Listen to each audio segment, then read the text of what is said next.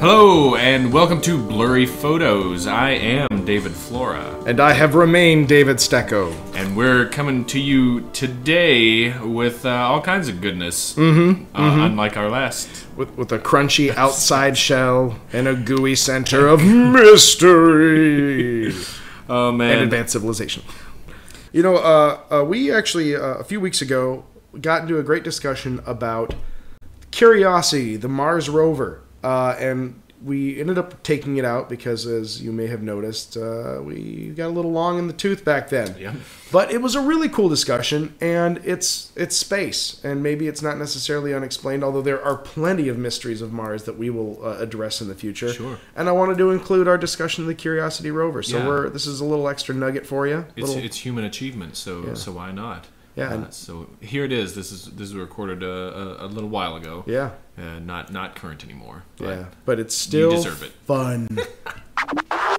I guess that happened, right? I guess Curiosity landed on Mars. Oh, it landed like a motherfucker. So that's some awesome sauce for the human race to stew in. Yeah, and this is my favorite part of it. It was such a triumph of technical engineering and foresight and planning.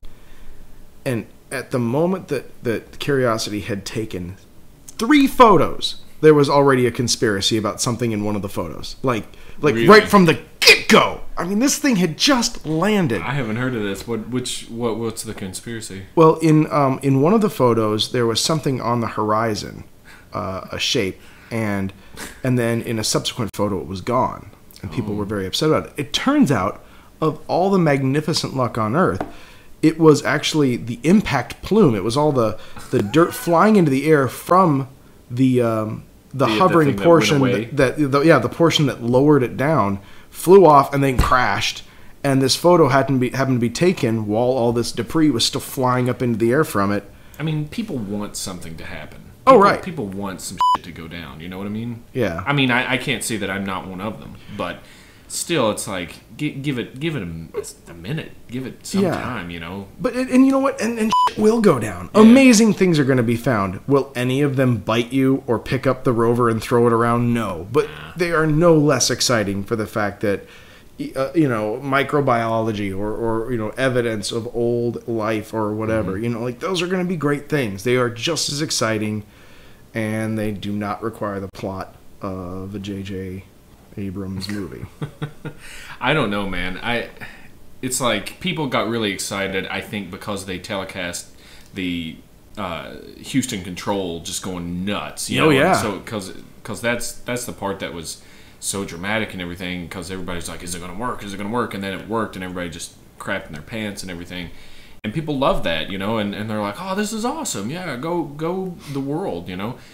But now they're going to forget about it, and they're not going to give a crap, and the space program is going to continue down its journey to hell, and and it's just like, if they do find anything interesting and cool up there, they're going to cover it up or not tell anybody, or they're going to spin it some way that's like, well, water was found here, but it's probably offshoot from a comet that flew by millions of years ago. Which is where all of our water comes from too. You know, it's going to be mundane, but still mind blowing because it's on frickin' Mars, people. It's awesome. Anything that happens there is cool. The most boring thing on Earth is cool if it happens on Mars. That's a fact. It's a fact. Oh man, find it on the internet. I want something to go to one of these gaseous planets and see what happens there. But I know that's so far, away, because you can't really. It's so far away, technologically speaking, and distance-wise, that it's. Oh yeah. I mean, Voyager is just now breaching the edge of the solar system, and that was put out there a while ago. Yeah, late 70s. I'm still surprised that they're able to receive signals from it. And maybe that's my pessimism of the human race. Right. Like, wow, we designed something that could something that cool. It's still working, huh? That's still doing its thing. But I don't know how much signal or data we get back from those. I think we just kind of launch them and then if it Yeah. ticks, then Right. As long as that's it's all in we one know. piece, we're considering those a success, you know? They're bouncing something off of it to make sure it hasn't exploded. Yeah. Yeah. I mean, that's legit. I mean, we still have, I think Opportunity is still screaming around on Mars. Oh, that's right. And that thing was supposed to die like years ago, wasn't it? Yeah. One of them got stuck and is done, but the other one is still large and in charge. Oh, was that the rover failure? I think it was Opportunity and Failure, right? Yeah. Oh no, it's awesome what we have put up there, and I do wish instead of bickering about what chicken sandwiches you should eat and all this bullshit that they're making you think is important, we should be doing things like this all the time and figuring out how to get out of here. Yeah. For when shit hits the fan. Because clearly we're not going to stop fucking this planet up. So the best thing we can do as a species is find another planet. Yeah. Yep. Well, That's how a J.J. Abrams show gets started. all right. Well, see, that's how we do it. By the way, we've cursed a lot more in this show than we have so far. Sorry. I guess we're getting real comfy with you. Thunder sound. Oh, That'll make up for it. So nice. You got kind of an electro feel in there. A little bit of a. I noticed how you changed that and made it different.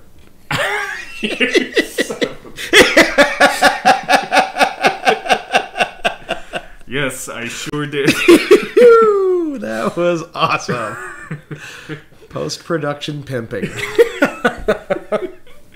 Oh, jeez. Well, let's go in and jump into what we were going to talk about today, because I Yeah. can't think of the interesting thing that I was going to talk about for me this week, because I guess nothing happened.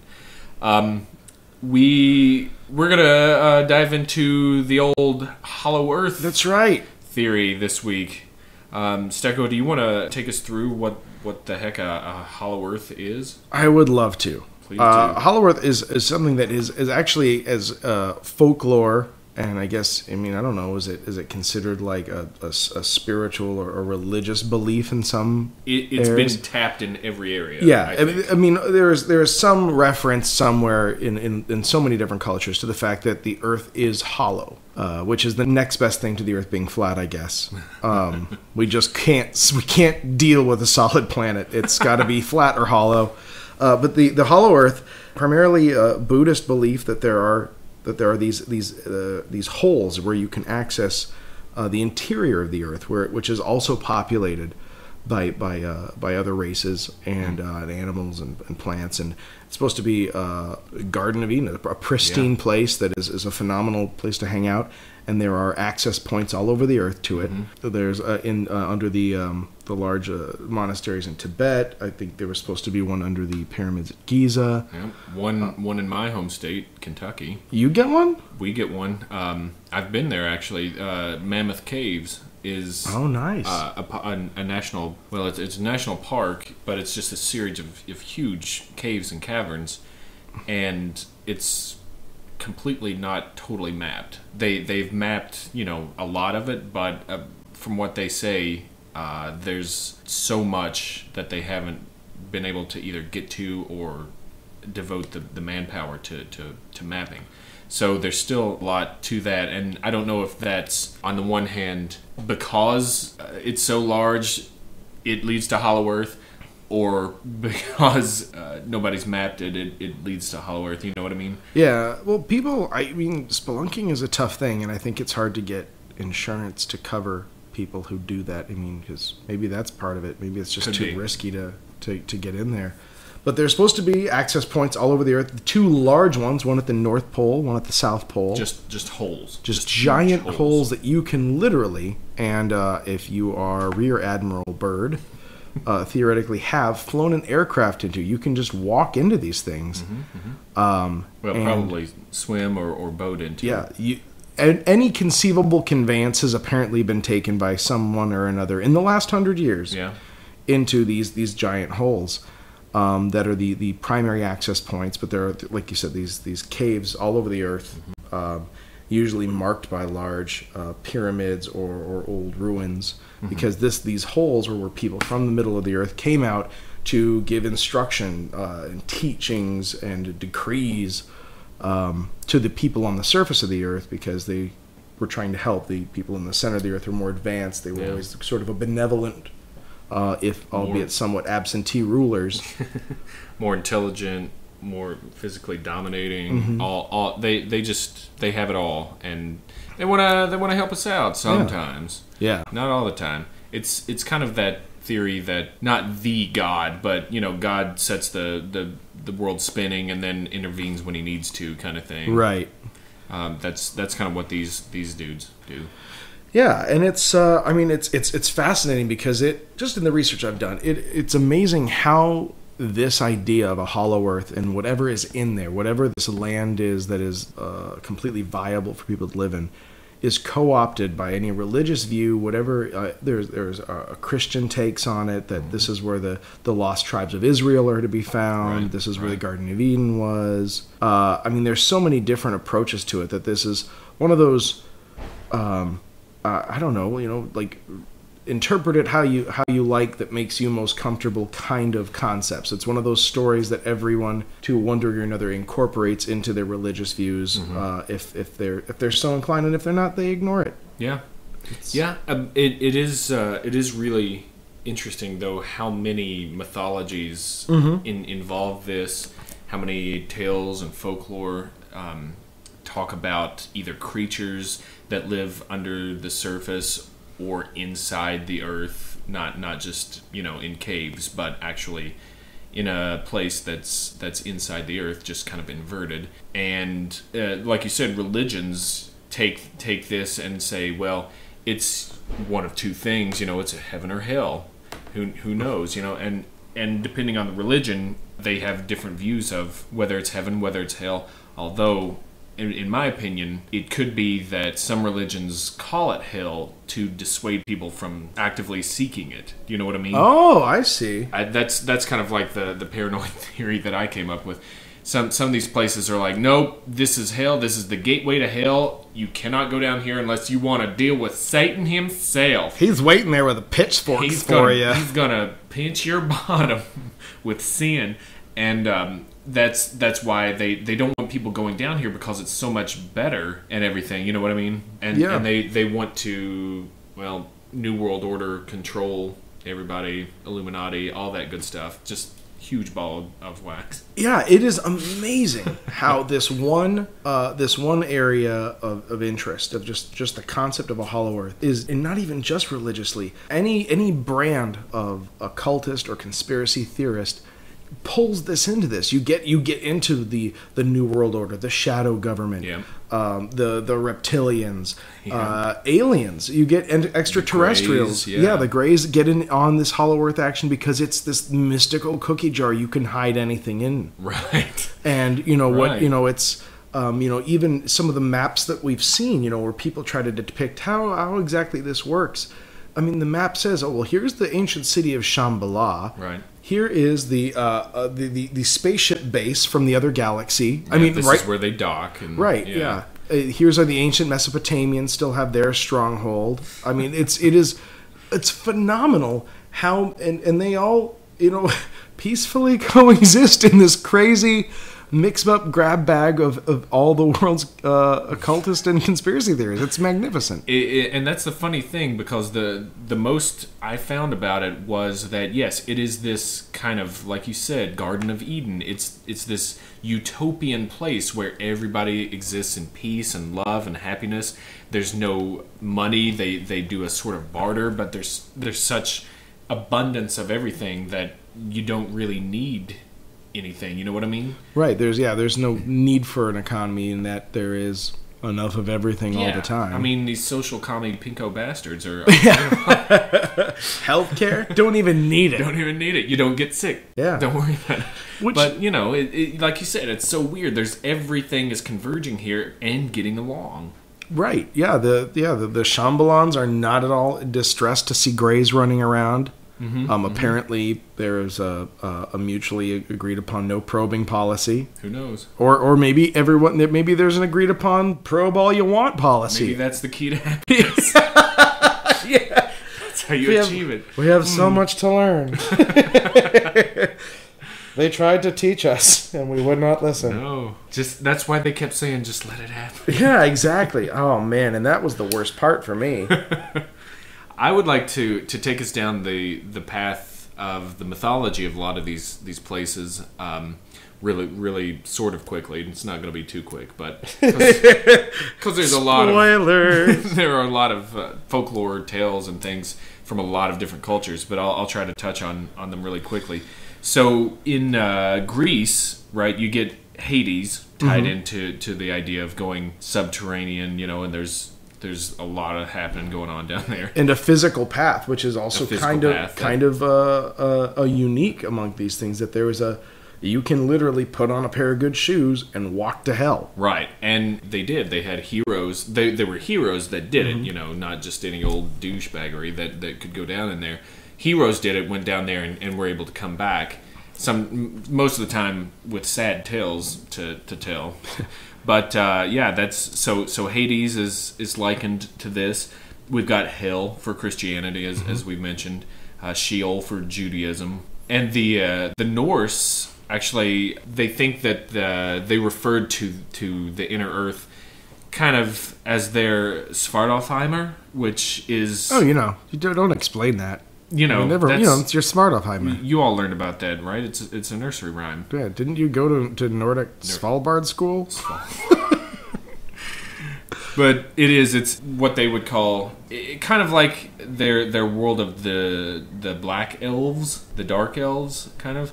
Or it can refer to, I think it's called Nidavellir, which is the dwarven world. So that's where you get dwarves and stuff. It's probably where all the D&D and all that stuff comes out with their dwarves. They're dug too deep. Yeah, this is a horse race to see who says Mordor first, and I just won it. I could have just said Mordor. I could have just said. Sorry, I win. 1-0. So that's what the Norse have. There's talk in the Vedic texts and Tibetan Buddhism. Both mention Shambhala, which they mention it, I think, separately, which is really interesting. They have stories of caverns which were occupied, or they led to fantastic places, basically. And Shambhala being one of the places that it led to. Yeah, the Ramayana, right. as well as the Bhagavad Gita. The Ramayana is again, it's one of those treasure troves for epic of Indian literature. Yeah, if you want to talk about ancient spaceships, that's what you want. That's gonna serve it up to you, and you get some Hollow Earth in there. And because the hero, which is the Avatar Rama, was an emissary from the inner Earth, which they called Agartha, who arrived to the outer Earth on an air vehicle. That's the basis of the Ramayana. Which it's like, what do you mean air vehicle? And when you're writing this thousands of years ago, and I like that they just drop that and move on. Yeah, the air vehicle. The air vehicle. So anywho, Ganesh, something. I think that's how it goes. Yeah. You read it. So they had that for the Vedics. The Greeks had several different, and just the Mesopotamian area in general had several stories about this. Thrace, for instance, had tales of chambers that had a god inside that was just chilling in there. In Mesopotamia, there was a story of a man who traveled to a tunnel and walked so far that he came upon an underground garden. One of my favorites, there's a lot of stuff in Celtic history and mythology about tunnels to the inner earth. And they have one cave called, I think it's Cruachan, which they call it Ireland's Gate to Hell. Nice. They have another cave where strange creatures would just come out of it, just pop out onto the outer earth and muck about and then go back. And there are weird ancillary tales too of the green people who have in Ireland. I believe it was Ireland. Well, if they're green, but they were they drunk? A little bit. But no, these children who come out there, have a greenish tinge to their skin. They don't speak any language that anyone regionally has ever heard before. They have very different behavior, strange eye color. They would only eat vegetables that were raw, and then they go back and they disappear. There are lots of these tales of these portals that into the earth where there's a whole lot going on that we're unaware of. Right, and they slip in and out of at will, but it's hard for us to find them, kind of thing. I think I've heard the same thing kind of with blue people actually in Kentucky. Now, there is a thing about the blue people of the Kentucky hills, but they liken that to some kind of disease within the blood where it's a genetic oxygenation disorder where their blood doesn't bind oxygen properly. I just read an article about it like a month ago actually, and it's a really fascinating thing because and they got a picture of these people. Yeah, because there was so much inbreeding in the hills, not because they were into it, but they're just you only live there's not only people, and so you still marry other families, but those families are still connected to your own. But I think there is a separate thing about some blue-tinged people that were coming out of the earth, kind of like you were just saying about green people. And Ireland also has a cave where they would have knights and saints take a pilgrimage to, and I think they referred to it as taking a pilgrimage either to purgatory or something likened to that. They also have... Ireland must be full of these things, but... They also have tunnels in Northern Ireland which lead to Tuaia de Danann, which is... Celtic for where we're keeping all the explosives. We can finally finish this thing. Woo! But this is these tunnels where they think people may have come out of to introduce Druidism to the Irish in the past. So it was really neat stuff there. All in Ireland, in particular, they've got some cool things. But there are these tunnels that are in India, the Bahamas, Germany, Russia. Native Americans have tales of it. Mexico, Brazil. Everywhere, every culture has some kind of tale about ancestors coming from the earth and teaching things and going back into the earth.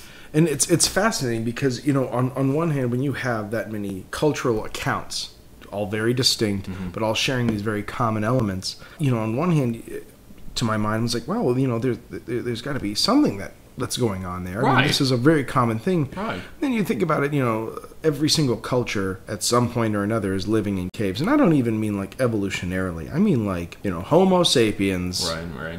You move to a new area, you're living in a cave for a while. Yeah, it's your house is already built for you. Yeah, and that's when people expand in new areas, you take the shelter you can while you build the shelter you want. And that's such a common thing. People explore caves. I think we get in there. We mine, we dig, we explore. And is this just an outcropping of that? Is it that these caves represent mystery? They're dark, they're foreboding, they are difficult to get into. And so they are, just like what you were saying for Kentucky, they're often, even now, not fully explored. They're just this grab bag, that is a mystery that can never be fully solved.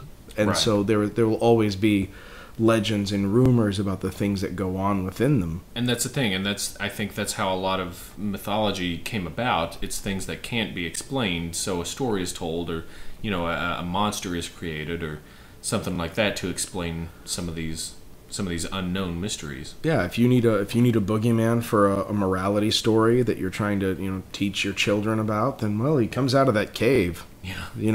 Are you going to go in the cave and check my story? I don't think you will. Right. It's a safe bet. It's the gateway to hell. Right. Don't go there. Yeah. But there was one in particular in India. They have one of their hill tribes called Angame Naga.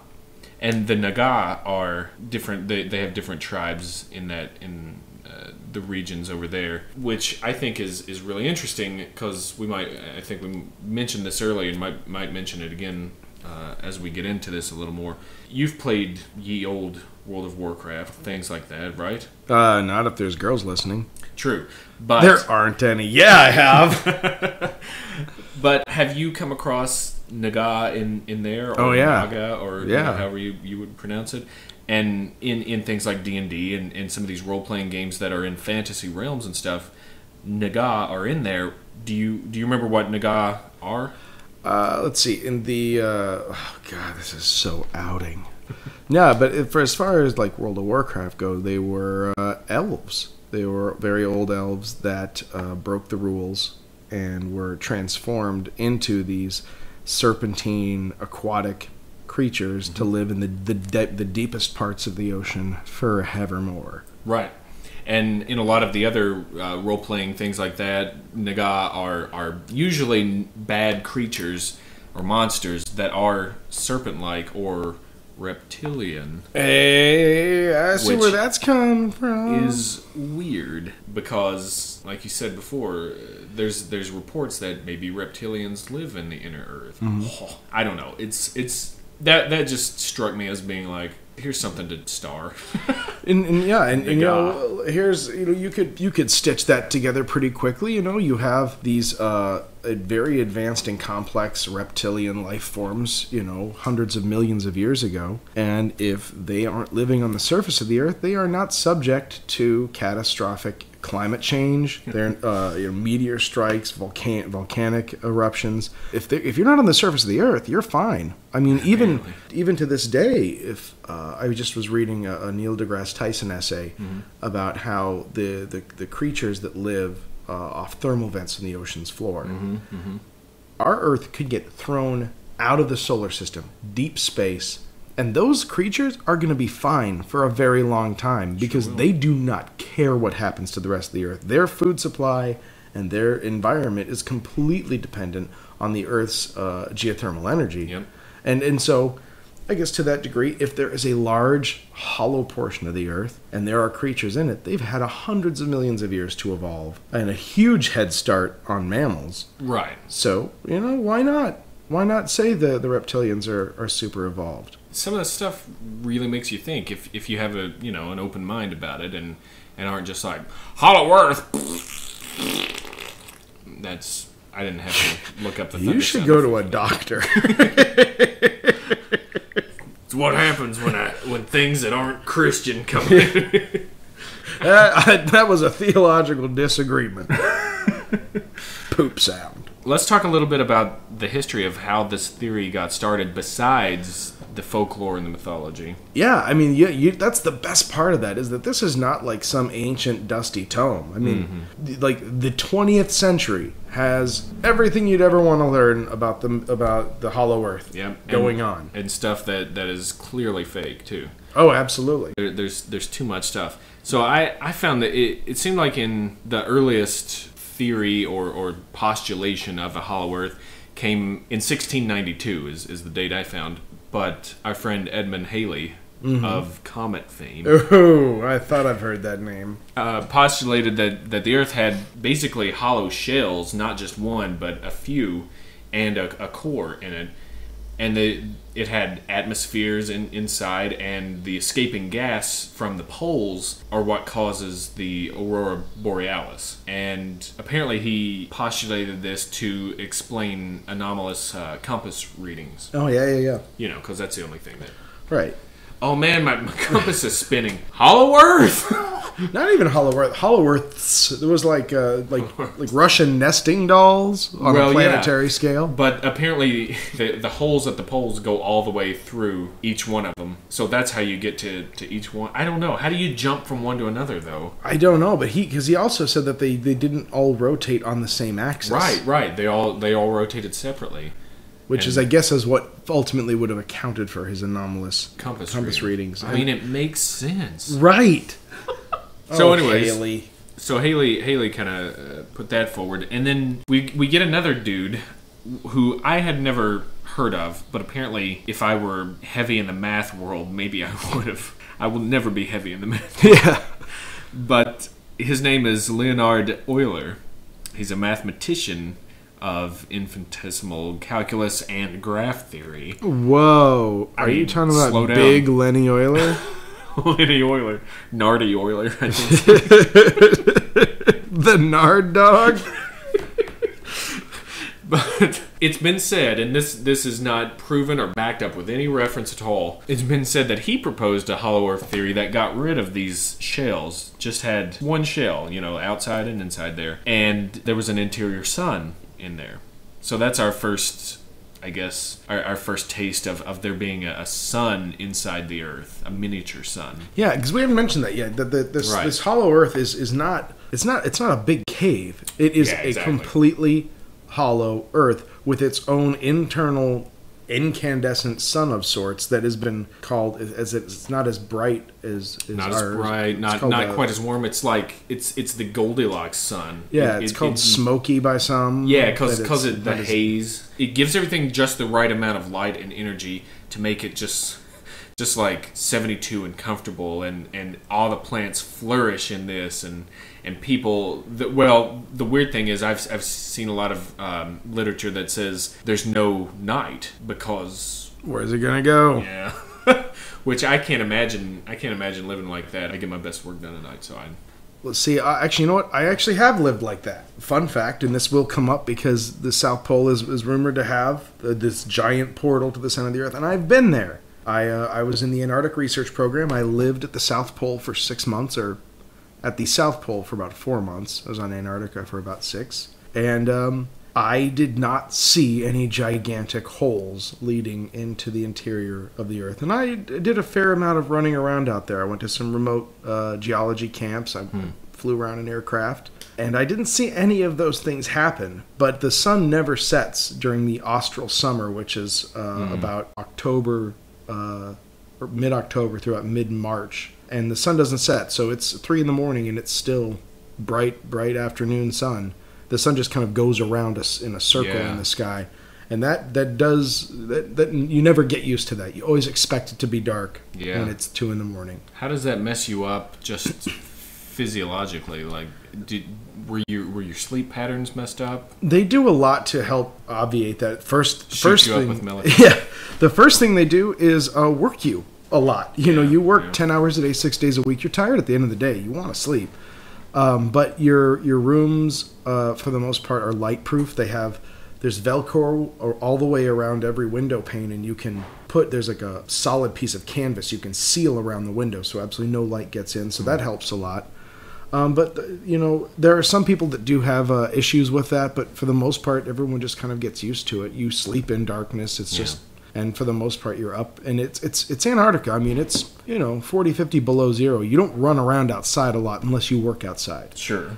So it's not a huge issue. You almost convince yourself that it's getting dark. You just never quite see it. You're just not outside when that happens. There's a little brain. I think your mind compensates for that a little bit. What time zone are they on? New Zealand. Okay. Because that's where the U.S. Antarctic headquarters is for people who are deploying. The headquarters is in Centennial, Colorado, but because all of our equipment and aircraft fly out of Christchurch, New Zealand, it's just easier to adopt their time zone. But it's the nexus of all time zones. So when we had New Year's, we celebrated every hour on the hour for 24 hours. That's funny. Is New Zealand the closest point to Antarctica, or is that South America?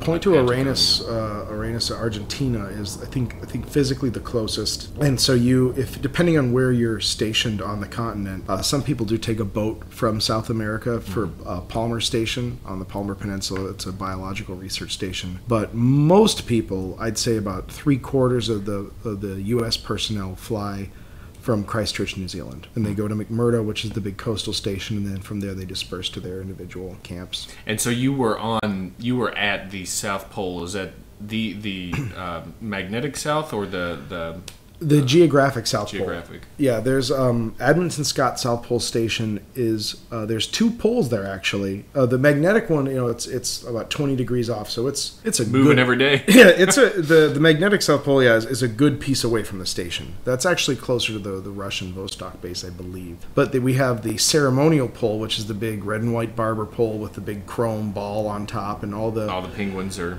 selling snow cones and stuff. Yeah, exactly. They have all the flags behind it for all the Antarctic Treaty signatories, but then and it gets moved every year, and there's this long line of stakes where it used to be every year. There's the actual geographic South Pole gets replotted and reset every year, and it moves about 30 feet a year because the ice at the South Pole is in constant motion. So weird. So you'll see this long line of stakes that goes out, and every year there's a new. They put this big brass marker on top, and it gets actually engraved and created at the South Pole by the machine shop every year. So every year there's a new one, and it actually got stolen once, but we got it back. Did somebody graduate Antarctic high school? And Yeah, exactly. That's their senior prank. There are some tourists that are allowed to stay. They come down there, but they're not allowed to use any of the facilities aside from maybe a bathroom. I think they can use the bathroom. They're not allowed to eat our food. They're not allowed to stay the night. And if they do, they have to sleep in tents outside. They're not even allowed to Why is that? It's the National Science Foundation's hard stance that it is a research station and not Disney World. And so the aircraft come in, the people get to run around for 2 hours, and then they have to get the hell out of Dodge. Which is in everyone's best interest, because it's not easy to live down there, and they'll run into health problems quickly if they're not acclimated. So, and they do. People pass out all the time. This is. I'm sorry to be going on this tangent. I mean, this is Hollow Earth intensive, I'm sure, but it is interesting. And like you said, you didn't see anything down there. But real quick before we move on, what would cause you to pass out? It is the air is very thin there because you have two things working against you. The South Pole Station, you're sitting on about a 2 mile thick sheet of ice. Mm-hmm. So the actual altitude, give or take, is about 9,500 feet. Gotcha. Which is above sea level. Above sea level. So that's thin in and of itself.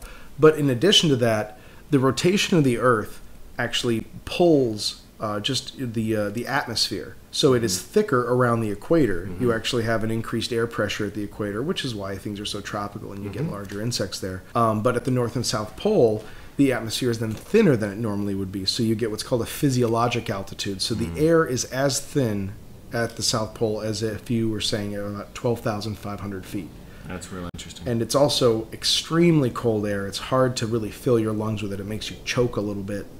And so you end up breathing more shallowly than you would normally. Mm-hmm. And people go into oxygen debt very easily there. Yeah. And so we have to keep the personnel who stay there acclimate. You have to take some drugs. There's a drug called Diamox that you have to take that helps you retain more oxygen in your blood. But the flight crews who just sometimes, if it's bad weather or something, they have to stay overnight briefly, they actually have oxygen in their rooms that they'll sleep with so that they don't have to constantly, their bodies aren't trying to readjust all the time. They'll get extra oxygen. Now, one of the theories of Hollow Earth is that at the North and South Poles, where there are huge holes that NASA and the government are trying to cover up in every photo that's ever released, and some other measures that we'll get into later. But they say that the closer you get to the hole, and actually, because the holes are so big, you don't realize you're going into them. Now, this isn't true for the South Pole, because I think from the maps that we have referenced, from our reference materials and the cartographer's hard work, and all these cartoons that are real neat, there is a huge amount of ice that's clogging up the southern part. But there's a smaller hole that's still big, but is down there. The North Pole, apparently, there's a huge hole where the Arctic Ocean just sort of flows into it. It's not really waterfall style because it's so big. You don't realize you're going into it until you run across some dinosaurs and that's such a common thing. And all the accounts that we've read and things that we've looked up is that people never seem to be aware. It's just it's sometimes if you zone out while you're driving a car and you're like, what? I don't recognize these buildings, and then after a while you figure out where you are. There's always this hazy area where people are like, well, we were going and then we saw this thing and nothing didn't look right. People never seem to have this moment where they're at the edge of the precipice and decide to keep going forward. Right. They simply realize they've gone through something once they've gone through it. Right. And I guess that's a question of the scale of it. Yeah. And another, like you said, there's not a waterfall effect because apparently once you curl over, you actually flip over back to the inside, what would be the inside of the Earth's crust. And so imagine if you had a basketball that was inflated, but it was sort of like a donut. A torus? A torus? Like the car or the... Torus, like the shape? Oh, sure. So you've got this ball, still looks like a basketball on the outside, but you can stick your hand through it, and on the inside it's all hollow. So also, if you take an apple maybe and take out the core just from top to bottom, so it's got no core, and then you sort of carve it out like a pumpkin. What about a watermelon? What about a watermelon? Would it work then? If you took a tennis ball and you made it bigger, maybe the size of a basketball. Imagine a turkey that is perfectly spherical. I really thought about this. All right, let's go back to a pumpkin. Let's use a pumpkin. We didn't even start with a pumpkin. We can't go back to it. So you carve a pumpkin. Don't carve it. Just take the top off. You reach down. You get all the gunk from inside. You've got a hollow pumpkin. Yeah. You've got a hole in the top. Flip it over. Make a hole in the bottom. There's your hollow earth. Yeah.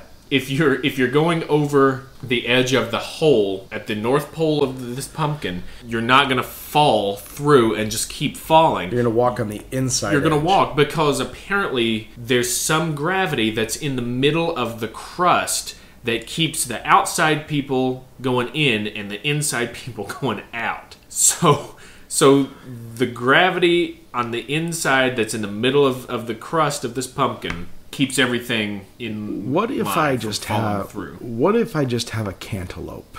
Cantaloupes don't work. Okay. All right. Good. All right. You shut your mouth. Dirty cantaloupe.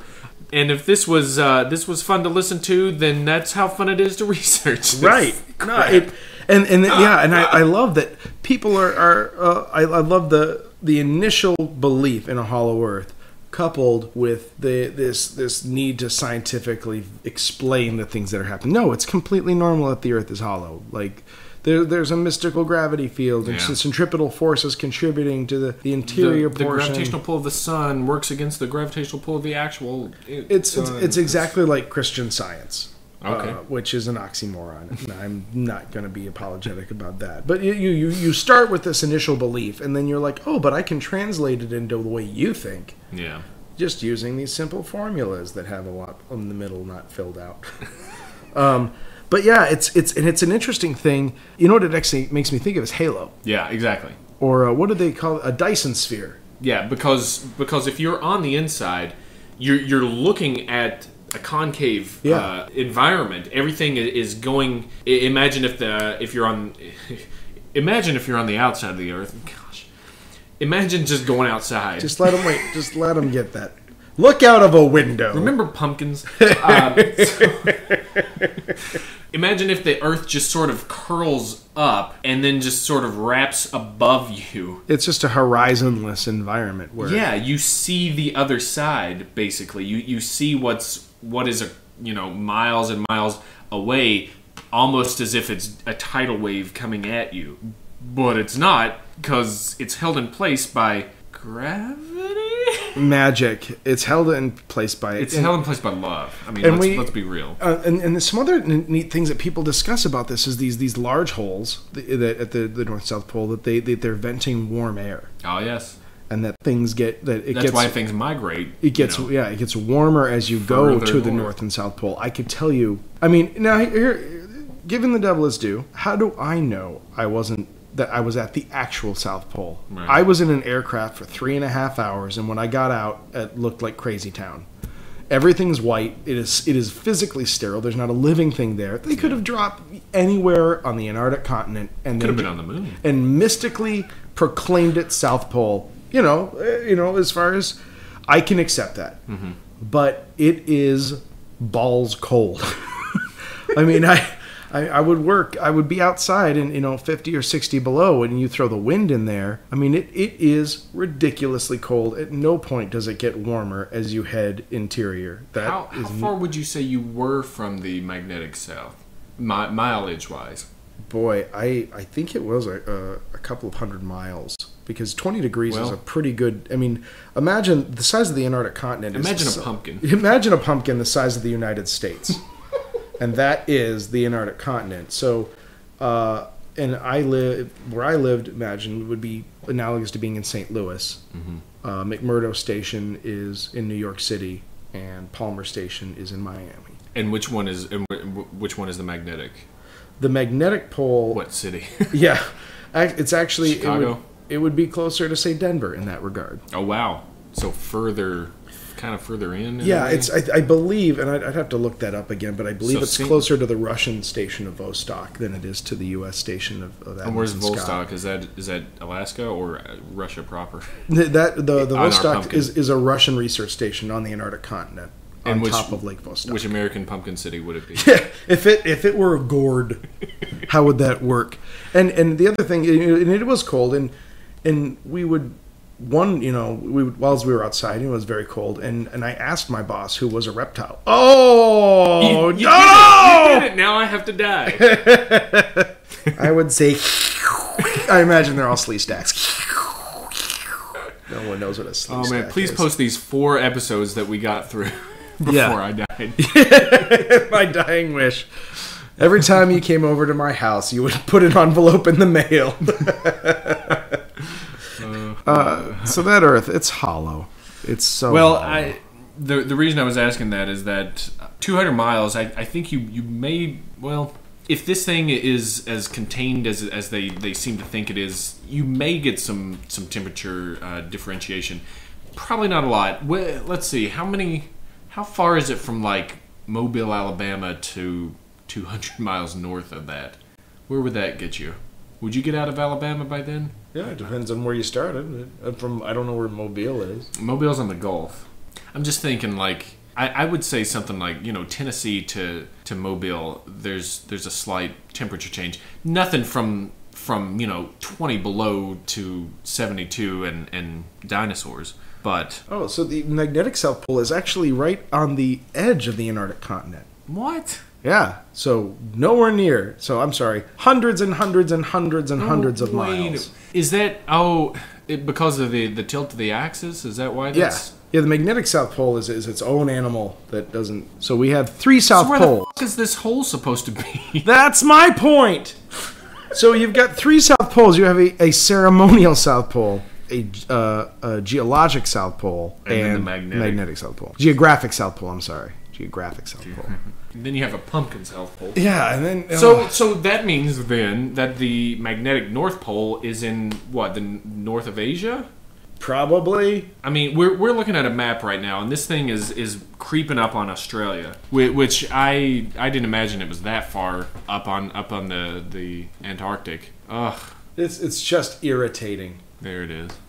Yeah. So it is. Oh, it's north of Canada almost. Yeah, it's I would say like due north of Salt Lake City. Way due north though. Yeah, not like 100 not miles. Like the suburbs. But yeah, that 20-degree variation, that's a big deal. That messes with how things are dealt with. Well, man, this is all so friggin' frustrating and weird. Well, on that note, we are going to in the part one of this monstrosity, the Hollow Earth Chronicles, and we hope we hope we haven't driven you away for part 2. Well, we haven't even gotten to the big reveal yet. Right. Showmanship. Thunder sound. Yeah. No. It was just, I loved it. Every time I hear it, it sounds great because it's consistent, and that's my favorite part about it. Great. So for this part of the Hollow Earth and this episode, I am David Flora. And I am David Stecco. And we'll see you back here for part 2, hopefully. Mm-hmm. Bye.